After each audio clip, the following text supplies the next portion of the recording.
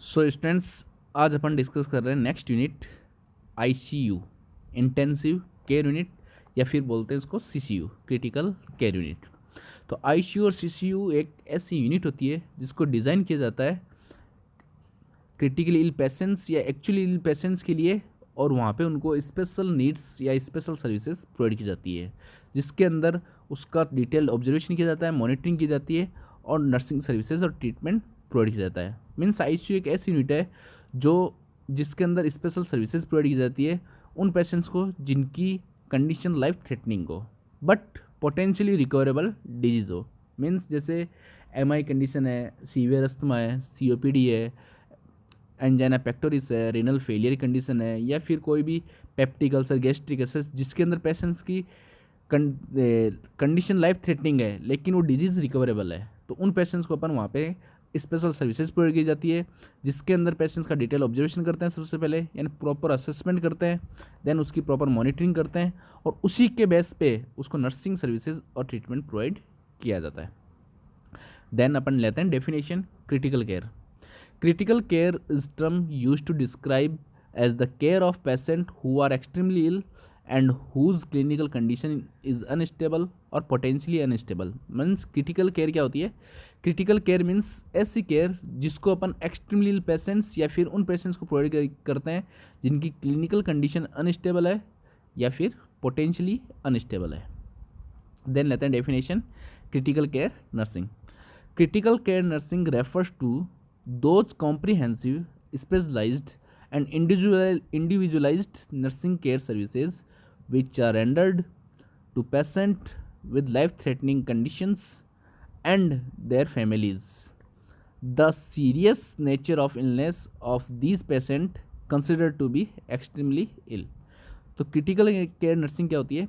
Means comprehensive का मतलब overall, जिसके अंदर सभी तरह की नर्सिंग सर्विसेज प्रोवाइड करते हैं। स्पेशलाइज्ड, जहाँ पे अपन पेशेंट को स्पेशल सर्विसेज प्रोवाइड करते हैं, जैसे कि ट्रेकेस्टोमी केयर हो सकती है।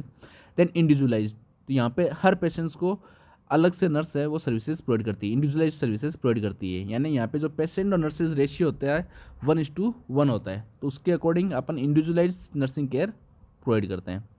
देन किन पर्सन को देते हैं? जिनकी कंडीशन लाइफ थ्रेटनिंग होती है, और उनकी फैमिलीज़ को भी अपन यहाँ पे केयर और उनकी क्राइसिस कंडीशन के अंदर उसको प्रॉपरली कोऑपरेशन और अच्छी से अच्छी सर्विसेज प्रोवाइड करते हैं। तो इसको बोलते हैं अपन क्रिटिकल केयर नर्सिंग।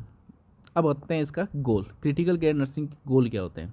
तो सबसे फर्स्ट इसका गोल होता है provide essential individualized care directed toward the survival of critically ill patient and restoring the quality of life as far as feasible।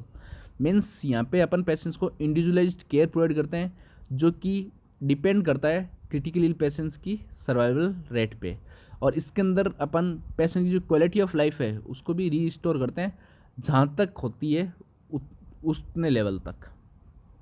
Then second goal, rendering individualized nursing care services so as to enable the critical ill patient achievable optimal physiological, psychological, social and spiritual potential। Means यहाँ पे जो अपन services provide करते हैं critical इल patients को, उसके according अपन उसको optimal physiological level उसका proper maintain करते हैं, साइकोलॉजिकल लेवल पे अपन उसको सर्विसेज देते हैं, उसको मेंटेन करते हैं, socially and spiritual potential level पे उसको सर्विसेज प्रोवाइड किया जाता है, और इन सबको जहाँ तक हो सकता है उतने लेवल तक उसको अचीव भी करवाते हैं। Then next goal, helping the families of critical ill patient in coping with crisis. और क्रिटिकल केयर नर्सिंग का एक प्रिंसिपल भी है कि जो पेशेंट और पेशेंट की जो फैमिलीज होती है उसको स्ट्रेस के अंदर प्रॉपर कोऑपरेशन प्रोवाइड करना, तो वो भी अपन उसके लिए भी अपन हेल्प करते हैं। देन आते हैं इसके रोल। क्रिटिकल केयर नर्स के इसके अंदर क्या क्या रोल होते हैं? तो फर्स्ट है help to restore life process vital of life like as ABC। Means A means airway, B means breathing and C means circulation. Means जो इसकी पोटेंशियल वाइटल्स होते हैं लाइफ के उसको प्रॉपरली रिस्टोर करना, रेस्पिरेटरी सिस्टम, देन ब्रीथिंग को और उसका प्रॉपर सर्कुलेशन को। इन तीनों चीज़ों को अपन एयरवे, ब्रीथिंग और सर्कुलेशन तीनों को यहाँ पर अपन प्रॉपरली मेंटेन करते हैं। Next, help to maintain the life sustaining function, means life sustaining function को भी इसके अंदर अपन हेल्प करते हैं. Then make skilled nursing intervention is an increasing mechanistic environment for assisting the critically ill individual, their families, in mobilizing their resources as best as possible in the face of crisis. Means यहाँ पे अपन skilled nursing intervention भी provide करते हैं, क्योंकि यहाँ पे जो nurse work करती है वो स्किल्ड नर्स होती है. उसको जितनी भी मशीनरी वर्क है उसके बारे में प्रॉपर नॉलेज होता है. उसके अकॉर्डिंग वो क्रिटिकली इंडिविजुअल को असिस्ट करती है, वहाँ पे मैकेनिकल एनवायरनमेंट को मेंटेन करती है और उसको बेस्ट लेवल पे उनको सर्विसेज प्रोवाइड करती है, ताकि पेशेंट्स की जो क्राइसिस कंडीशन है उसको अपन बेस्ट एज पॉसिबल उसको ट्रीट कर सके. और जितने भी रिसोर्सेज वहाँ पर अवेलेबल है उनको फैमिलीज़ और पेशेंट को प्रोवाइड करती है. Then act as a catalyst. Catalyst का मतलब जो कि वहाँ पे मेंटेनेंस कर सके और एक तरीके से हीलिंग प्रोसेस को यानी चेंजेस कर सके कुछ, उसको मैं बोलते हैं कैटलाइस्ट. तो यहाँ पे पेशेंट्स है वो जहाँ तक पॉसिबल है उसकी हीलिंग प्रोसेस के अंदर चेंजेस करता है. देन मेकिंग टाइमली जजमेंट, यानी टाइम पे पेशेंट्स को प्रॉपरली जजमेंट करता है उसकी कंडीशन को correctly and taking appropriate decision, और उसके अकॉर्डिंग अप्रोप्रिएट डिसीजन कलेक्ट करता है. And making the required collaborative nursing intervention according the establish standing order and protocols, यानी जो प्रोटोकॉल्स जो स्टैंडिंग ऑर्डर्स आईसीयू के अंदर बने हुए हैं उनके बेस्ट पे उनको बेटर कोलैबोरेटिव नर्सिंग सर्विसेज या नर्सिंग इंटरवेंशन प्रोवाइड करता है. नेक्स्ट आते हैं टाइप्स ऑफ आईसीयू. तो आईसीयू के बहुत सारे टाइप्स होते हैं, यानी अलग अलग वार्ड या अलग अलग कंडीशन के अकॉर्डिंग अलग अलग आईसीयू होते हैं. नियोनेटल आईसीयू जो कि नियोनेटल वार्ड से रिलेटेड होता है, जहाँ पे नियोनेट पेशेंट्स है वो एडमिट होते हैं. स्पेशल केयर नर्सरी यानी स्पेशल केयर प्रोवाइड करने के लिए भी आईसीयू अवेलेबल होता है. पीडियाट्रिक आईसीयू, पीडियाट्रिक पेशेंट्स के लिए पीडियाट्रिक आईसीयू होता है. साइकेट्रिक आईसीयू, साइकेट्रिक पेशेंट के लिए साइकेट्रिक आईसीयू होता है. कोरोनरी केयर यूनिट, यानी हर जो कोरोनरी रिलेटेड है, कोरोनरी रिलेटेड जैसे अर्थरोस्क्लेरोसिस की कंडीशन है, एमआई वाले पेशेंट है, यानी हार्ट से रिलेटेड जितने भी पेशेंट है उनके लिए कोरोनरी केयर यूनिट होती है. Cardiac surgery ICU, cardiac surgery के बाद में अलग से आईसीयू अवेलेबल होता है. कार्डियोवास्कुलर आईसीयू, यानी कार्डियोवास्कुलर सिस्टम से रिलेटेड जितनी भी प्रॉब्लम्स होती है उनसे रिलेटेड आईसीयू होता है. मेडिकल आईसीयू, मेडिकल मतलब जितनी भी मेडिकल प्रॉब्लम्स होती है तो उनके रिलेटेड एक मेडिकल आईसीयू होता है. मेडिकल सर्जिकल आईसीयू जिसमें मेडिकल और सर्जिकल दोनों पेशेंट आ सकते हैं, तो वो मेडिकल सर्जिकल आईसीयू होता है. ये जितने भी आईसीयू है वो डिपेंड करते हैं हॉस्पिटल पॉलिसीज़ पे और हॉस्पिटल से रिलेटेड वार्ड पे. देन ओवरनाइट इंटेंसिव रिकवरी, जहाँ पे पेशेंट्स की ओनली नाइट तक अपन इंटेंसिव रिकवरी प्रोवाइड करते हैं.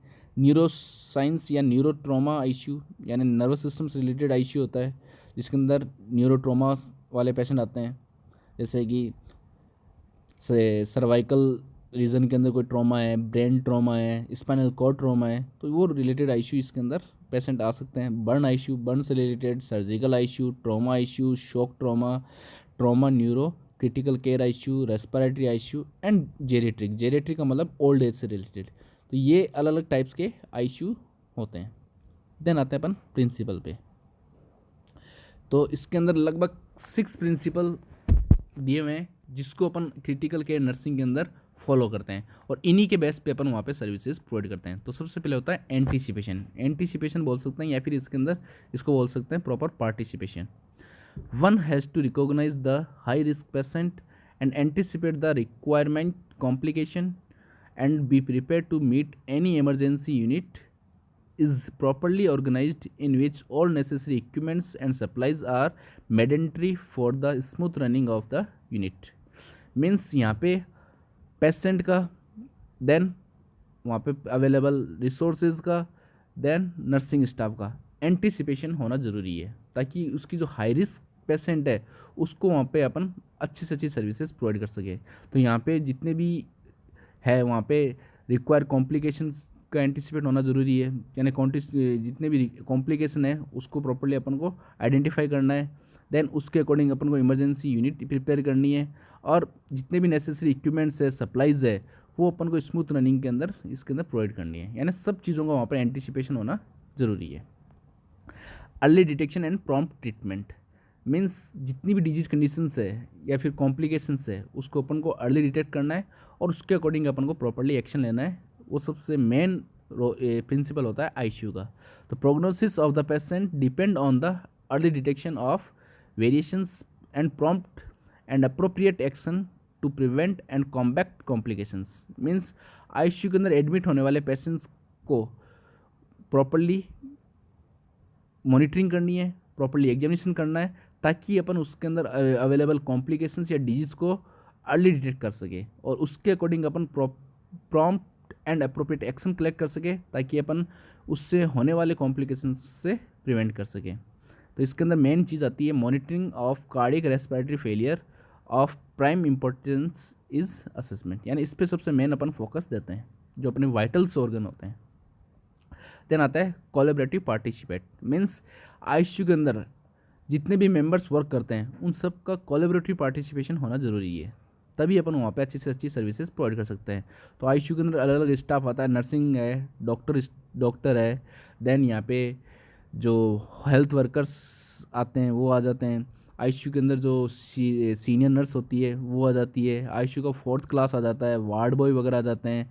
देन ऑब्जर्वेशन करने के लिए या फिर उसके डाटा कलेक्ट करने के लिए या फिर उसका प्रॉपर इन्वेस्टिगेशन करने के लिए यहाँ पे वर्कर्स है वो यहाँ पे अवेलेबल होते हैं। सोनोग्राफी के करने के लिए या फिर पेशेंट का एक्सरे वगैरह कलेक्ट करने के लिए, ब्लड एग्जामिनेशन करने के लिए, जितने भी यहाँ पे वर्कर्स होते हैं उन सब का यदि प्रॉपर पार्टिसिपेशन हो तो वहाँ पर अपन अच्छी से अच्छी सर्विसेज प्रोवाइड कर सकते हैं। तो इसके अंदर क्या है, critical care which has organized as technical sub specialized body of knowledge has evolved into a comprehensive discipline requiring a very specialized body of knowledge for the physician and nurses, and working in critical care unit fosters a partnership for decision making and ensure quality and comprehensive patient care. Collaborative practice is more and more warranted for critical care more than is one their field। यानी एक person के जगह यदि यहाँ पे सभी एक साथ मिलकर अच्छी से अच्छी सर्विसेज प्रोवाइड करें, अपना जितना भी नॉलेज है, जितनी भी उनके अंदर स्किल्स है उसका प्रॉपर्ली यूज़ करें, तो यहाँ पर अपन बेस्ट से बेस्ट सर्विसेज प्रोवाइड कर सकते हैं, टेक्निकली सर्विसेज। देन आता है कम्युनिकेशन। तो आईसीयू के अंदर हर एक जो इंटर प्रोफेशनल या इंट्रा प्रोफेशनल डिपार्टमेंट है उनका कम्युनिकेशन होना भी ज़रूरी है। यानी एक डिपार्टमेंट का आईसीयू का ओटी से, आईसीयू का जनरल वार्ड से, आईसीयू का अदर टेक्निकल वार्ड से, जहाँ पे जैसे इन्वेस्टिगेशन वार्ड से, तो इन सब का एक प्रॉपर कॉम्बिनेशन हो तब आईसीयू के अंदर प्रॉपर्ली सर्विसेज प्रोवाइड कर सकते हैं। यानी जिस टाइम पे जिस डॉक्टर्स की, जिन पेशेंट की के लिए जो सर्विसेज अवेलेबल होनी चाहिए और जो वार्ड यहाँ पे अवेलेबल है उन सब का प्रॉपर कॉम्बिनेशन होना या कम्युनिकेशन होना ज़रूरी है। तो इंटर प्रोफेशनल, इंटर डिपार्टमेंटल और interpersonal communication has been significant importance in the smooth running of unit. Collaborative practice of communicating model like the traditional practice model enhance better outcomes as far as patient, nurse, physician and hospital care concern। Means जहाँ तक possible है patient, nurse, physician और hospital से related जितने भी departments हैं उन सब का प्रॉपर कम्युनिकेशन होना ज़रूरी है ताकि अपन आईसीयू को स्मूथली रनिंग करवा सके। देन आता है प्रिवेंशन ऑफ इन्फेक्शन। यानी आईसीयू के अंदर सबसे मेन फोकस करना है अपन को जहाँ इन्फेक्शन जितने भी डेवलप होते हैं उनसे प्रिवेंट करने के लिए। तो उससे रिलेटेड जितने भी नोजोकोमियल प्रैक्टिसेस होती है, जितने भी यूनिवर्सल प्रिकॉशंस होते हैं उसको अपन को यहाँ पे फॉलो करना है। तो nosocomial infection cost a lot of the healthcare services. Critically ill patients requiring intensive care are at the greater risk than other patients due to the immunocompressive state. With the antibiotic usage, stress, invasive lines, mechanical ventilation, prolonged stay and severity of illness and environment of the critically itself। यानी यहाँ पे infection होने के कारण patient के अंदर infection होने के चांसेस क्यों डेवलप होते हैं, क्योंकि यहाँ पे जो पेशेंट्स की इम्यूनिटी है वो बहुत ज़्यादा वीक होती है। क्यों होती है? क्योंकि वो बहुत लंबे समय तक एंटीबायोटिक्स यूज़ करते हैं, स्ट्रेस के अंदर रहते हैं क्योंकि डिजीज़ कंडीशन सीवियर होती है, इन्वेसिव लाइंस उसके अंदर लगी होती है, सेंट्रल लाइंस है, पेरिफेरल लाइंस है, वो इस ओपन रहती है, मैकेनिकल वेंटिलेशन उनको प्रोवाइड करते हैं, और पेशेंट का स्टे भी प्रॉन्ग होता है, और उसकी डिजीज़ है उसकी सीवियरिटी भी बहुत ज़्यादा होती है, और क्रिटिकली एनवायरनमेंट है वो भी वहाँ पे अवेलेबल होता है। इस कारण वहाँ पे इन्फेक्शन होने के चांसेस इंक्रीज होते हैं। इसके लिए अपन वहाँ पे जितनी भी यूनिवर्सल प्रोटोकॉल्स है उनको अपन को फॉलो करना है, like as gloving, gowning, sterile dressing, masking, hand washing, इन सबको अपन को वहाँ पे फॉलो करना है।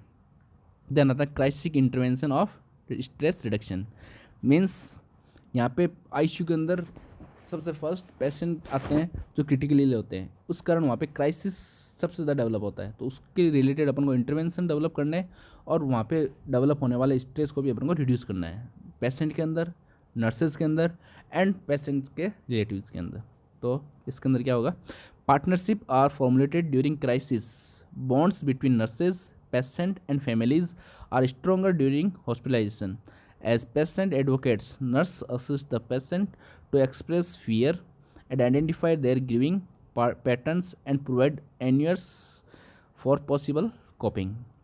मीन्स यहाँ पे अपन को एक अच्छी पार्टनरशिप को फॉर्मुलेट करना है क्राइसिस के टाइम, और पार्टनरशिप होनी चाहिए नर्सेज के बीच में, पेशेंट के बीच में, और फैमिलीज़ के बीच में, जो बहुत ज़्यादा स्ट्रॉन्ग होनी चाहिए हॉस्पिटलाइज के time.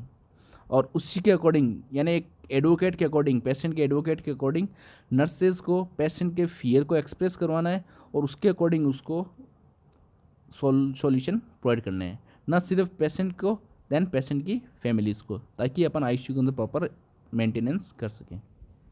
Thank you. Next upon next class में डिस्कस करेंगे।